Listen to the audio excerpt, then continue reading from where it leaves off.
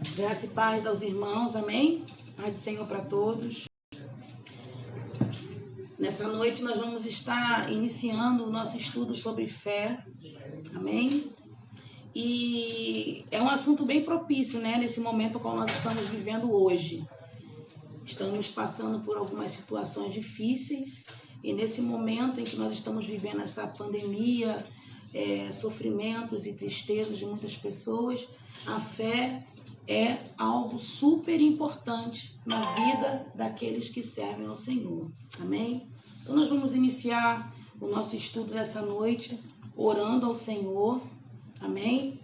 Eu gostaria que você fechasse aí onde você está, os seus olhos. Nós vamos estar orando em nome de Jesus. Senhor, graças te damos nessa noite pela tua presença neste lugar. Obrigado, Senhor, meu Deus e meu Pai, por estarmos aqui reunidos em teu nome, Senhor. Eu tenho certeza, Senhor, meu Deus e meu Pai, que nessa noite o Senhor vai estar ministrando aos nossos corações, através desse tema qual o Senhor colocou no meu espírito para estar transmitindo para a sua igreja e para todos aqueles que tiverem acesso a essa palavra. Pai, em nome do Senhor Jesus, que tudo que for falado aqui, Senhor, meu Deus e meu Pai, venha entrar, cair no nosso coração como uma boa semente e que venha crescer e dar frutos, em nome de Jesus. Amém. Amém? Vamos iniciar lendo a carta de Hebreus, no capítulo 11, no versículo 1. Amém? Hebreus, capítulo 11. Aleluia, glória a Deus. Versículo 1. Aqui eu vou estar lendo na Viva, tá? A Bíblia Viva, que diz assim: o que é a fé? A fé é a certeza de que o que nós esperamos está nos aguardando e a prova de que existem coisas que não podemos ver adiante de nós. Amém? Aqui, no grego, eu procurei o significado da palavra fé. E no grego diz que fé é pistia e quer dizer acreditar. Acreditar. Nós vamos falar nessa noite sobre a importância da fé. Amém? A importância da fé nas nossas vidas. A fé é uma parte essencial da vida do cristão. Ter fé significa crer que Jesus Cristo é o Filho de Deus, que ele morreu pelos nossos pecados e ressuscitou, né? E entregando ali a sua vida por nós. Amém?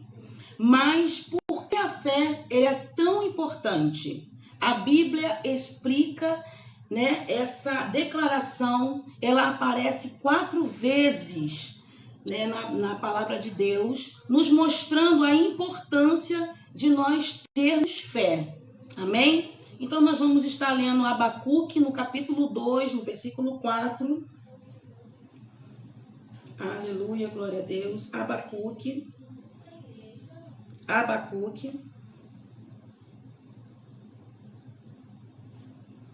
Capítulo 2, versículo 4. Amém?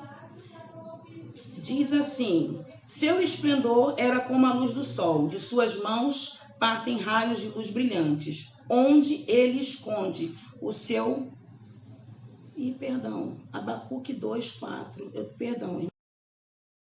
Irmãos, eu estou aqui no 3. Vamos ler aqui o Abacuque 2, 4. Amém? Diz assim, anote isto. Os homens perversos confiam em si mesmos, seus desejos não são bons e acabam fracassando.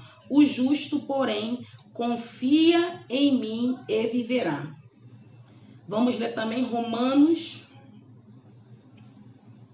capítulo 1, versículo 17, que diz: esta boa nova nos diz que o homem só pode ser justo diante de Deus através da fé. De fato, a justiça de Deus, do princípio ao fim, é pela fé, tal como a Escritura afirma: o justo viverá pela fé. Olha que palavra poderosa. Gálatas 3:11. Mais uma vez, falando sobre este assunto. Porque, conseguinte, é claro que ninguém jamais pode ser justificado pela tentativa de guardar as leis judaicas, porque Deus mesmo disse que o justo viverá pela fé. Amém? Agora vamos ler a carta aos Hebreus. Carta aos Hebreus, no capítulo 10, no versículo 38. Aqueles cuja fé os tornou justo aos olhos de Deus devem viver pela fé, confiando nele em tudo. Do contrário, se eles recuarem, Deus não terá prazer neles. Amém? Aqui em Hebreus, no capítulo 10, no versículo 38, nós vamos ler também aqui na Revista e Atualizada, Almeida Revista e Atualizada, que ele diz assim, que eu amo essa parte que diz: todavia o meu justo viverá pela fé. Né? Isso nos mostra que nós somos propriedades de Deus e que Ele está em nós. O meu justo, ele viverá pela fé. Amém? Então, o que eu entendo desta passagem da palavra do Senhor? Que nós pertencemos a Deus e se nós cremos que Ele existe, se nós cremos que o Senhor, o nosso Deus, né? Que Ele é uma parte essencial da vida cristã, nós temos uma vida de fé. Tudo é pela fé. A própria salvação, ela é pela fé. Amém? A própria salvação, ela é pela fé. Nós encontramos isso em Efésios, no capítulo 2, no versículo do 2 ao 8. Louvado seja o nome do Senhor. Vamos ler Efésios, capítulo 2, 8 e 9, que diz assim: pois é pela graça que vocês são salvos, mediante a fé em Cristo. Isso não vem de vocês mesmos, é uma dádiva de Deus. A salvação não é uma recompensa pelo bem que fizemos, portanto, nenhum de nós tem mérito nisso. Amém? Louvado seja o nome do Senhor. Então, tudo o que nós fazemos hoje é pela fé. Nós precisamos crer que o nosso Senhor e Salvador Jesus Cristo, né, o nosso Deus, Ele pode todas as coisas. Nós vemos que o nosso próprio Deus é um Deus de fé. A palavra de Deus trouxe à existência aquilo que não existia. Aqui em Hebreus, Hebreus no capítulo 11, que é conhecido como a Galeria da Fé. Hebreus 11. No versículo 3 diz que pela fé entendemos que o mundo foi formado pela ordem de Deus e que aquilo que se vê não foi feito daquilo que se vê. Olha que coisa tremenda. O próprio Deus, ele trouxe à existência aquilo que não existia. Isso nós encontramos aqui logo no comecinho da palavra de Deus, em Gênesis, no capítulo 1, quando Deus ele forma a terra. Diz assim no capítulo 1, versículo 1, no princípio Deus criou os céus e a terra. A terra ela era vazia e sem forma definida, e o Espírito de Deus se movia por sobre as águas. E disse Deus, haja luz, e houve luz. E aí em diante o Senhor começa a falar, haja, haja, haja, e as coisas começaram a acontecer. Aquilo que não existia passou a existir, porque o nosso Deus, ele dava a ordem e tudo era mudado. Aquele ambiente escuro de morte, aonde não existia nada, porque diz que a terra era sem forma, era vazia. começou ali uma transformação através da palavra que saiu da boca do nosso Deus. E hoje nós somos esses homens e mulheres de Deus que crê, né? Que pela fé cremos nele, aceitamos ele como nosso Senhor e Salvador, cremos nas promessas dele para a nossa vida, cremos que ele pode fazer todas as coisas, que ele é o Deus do impossível. E quando nós dizemos haja, o haja de Deus tem que se manifestar. Amém? Louvado seja o nome do Senhor. Então, o nosso Deus, ele trouxe à existência aquilo que não existia. Amém? E a fé, ela não se baseia na sabedoria humana. Nós podemos ver isso em 1 Coríntios, no capítulo 2, no versículo 5. Aleluia, glória a Deus. 1 aos Coríntios, a carta de Paulo aos Coríntios, capítulo 2, no versículo 5. Diz assim: fiz isso porque desejava que vocês tivessem a sua fé firmemente baseada no poder de Deus e não na sabedoria humana. Porque a sabedoria humana é a sabedoria limitada. A sabedoria humana é uma sabedoria limitada. A sabedoria de Deus, ela não é. Então, a Bíblia fala que nós temos a mente de Cristo. A mente de Cristo. Assim como Ele é, nós somos. Né? E nós estávamos essa semana na igreja orando. E o Senhor falou poderosamente que nós somos as mãos dEle, que nós somos os pés dEle e que nós somos a boca dEle. Então, quando nós falamos, crendo, é Deus falando através da minha e da sua vida. Aleluia, glória a Deus. Existe algo muito interessante que o Senhor tem ministrado a mim também, que fala sobre Ezequiel. Ezequiel, no capítulo 37, é uma demonstração bem clara de que verdadeiramente nós somos boca de Deus aqui nessa terra. Ezequiel, no capítulo 37.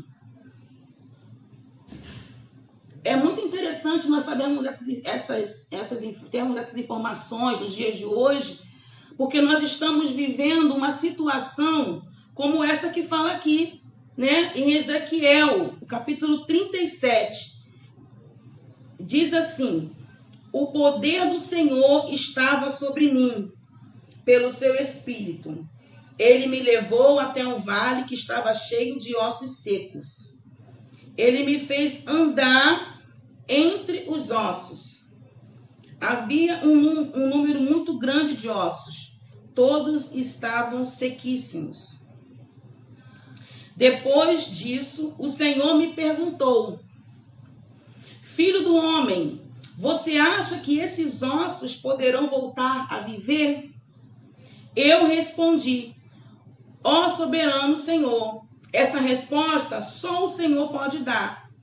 Então ele me disse: profetiza a esses ossos secos. E ali o Senhor foi dando instruções para o profeta Ezequiel. E é interessante, por quê? Porque Deus, ele faz uma pergunta para aquele homem, ele leva ele em volta daqueles ossos, ele coloca Ezequiel dentro daquela situação, uma situação que você, olhando aos olhos humanos, não teria condição nenhuma de viver, assim como quando Deus olhou para a terra e viu que ela era sem forma e vazia.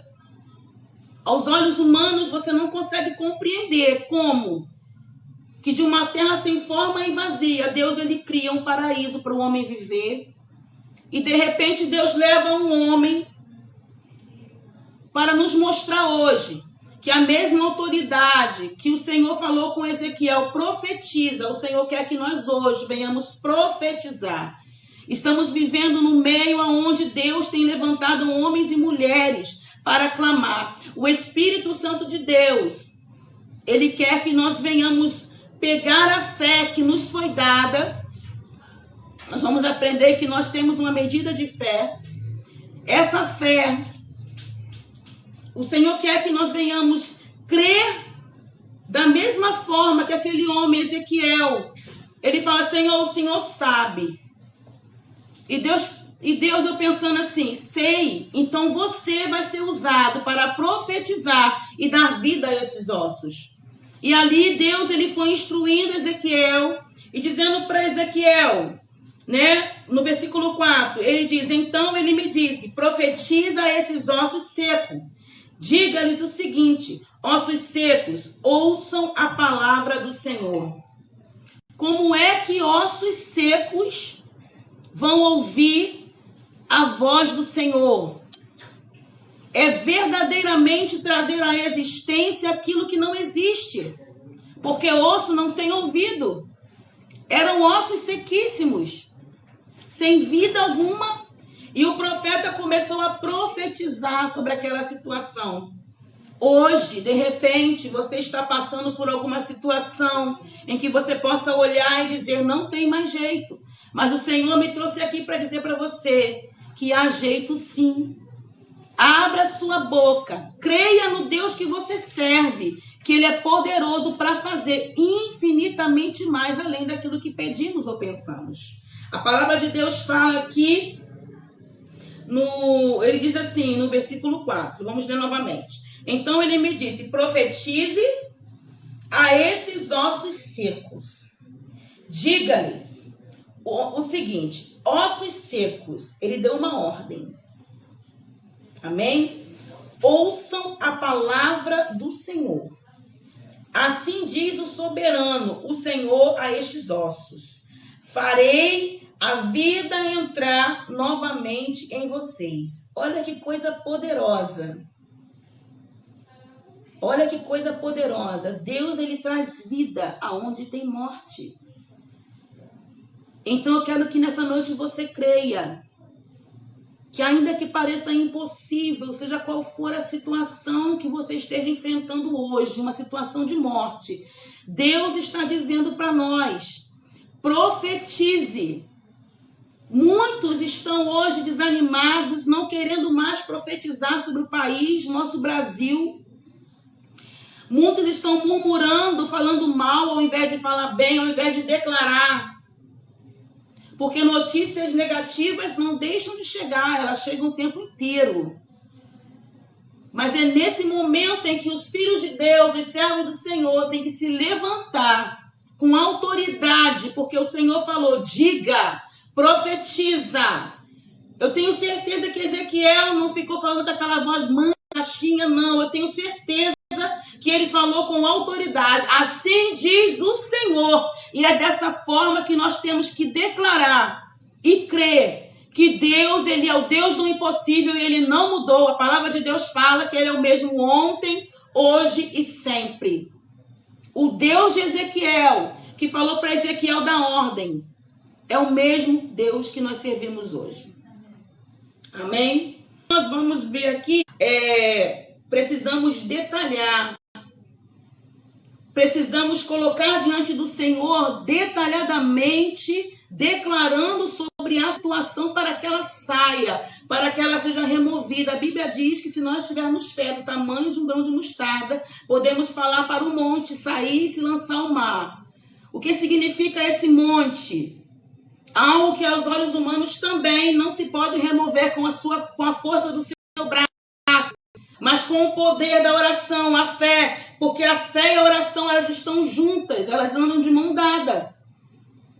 E a leitura da palavra de Deus, o entendimento, porque se você não entende quem é você, se você não sabe quem é o teu Deus, se você não crê no Deus que você serve, não tem como você ter autoridade para você declarar, porque a palavra de Deus fala no versículo 6 do capítulo 11 de Hebreus, fé é impossível agradar a Deus.